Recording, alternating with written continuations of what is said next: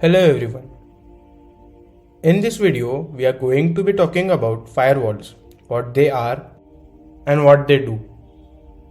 So first, what is a firewall? Let's take this basic network as an example. We have two hosts, a switch and a router.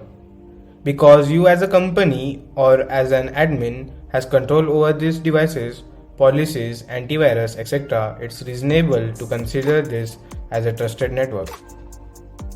But we have zero control over the devices and networks outside of our own, so it's fair to consider this as untrusted networks.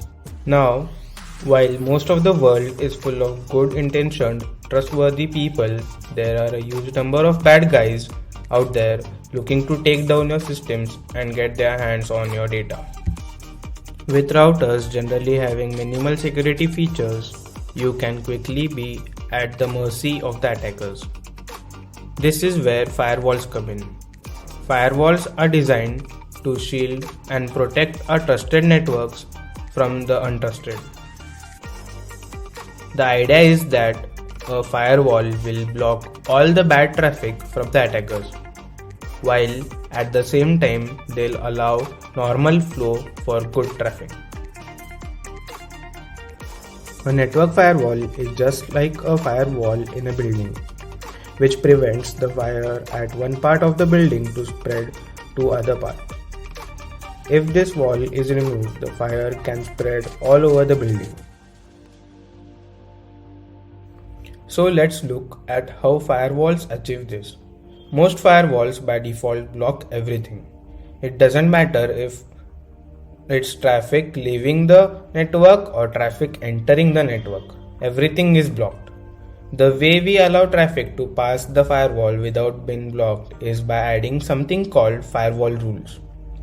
For example, we may add a rule where source is host A, the destination is any because we are not going to add a list of every possible web server, and the port is HTTP or HTTPS, and we will set the action to allow.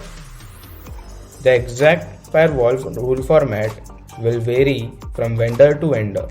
Now when host A sends traffic, the firewall will see this and think, are you from host A? Yes. Are you going to any IP address? Yes.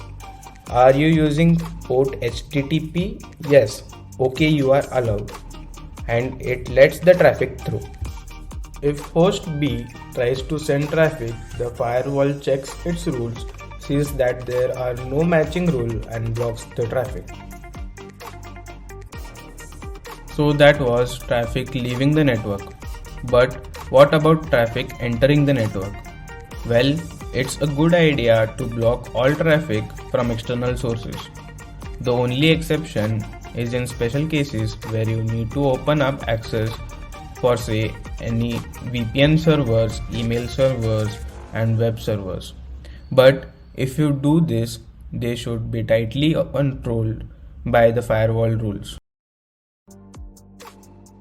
But this poses a bit of an issue for us. Let's say we request a web page. The firewall checks our rules and allows the traffic through. At some point, the web server is going to respond, right? But if the firewall doesn't allow inbound traffic, what does it do? Well, most firewalls are something called stateful firewalls. Stateful firewalls monitor active connections. This means that once outbound traffic has been allowed, the returning traffic is then accepted. This is great because we don't need to add separate outgoing rules and separate incoming rules.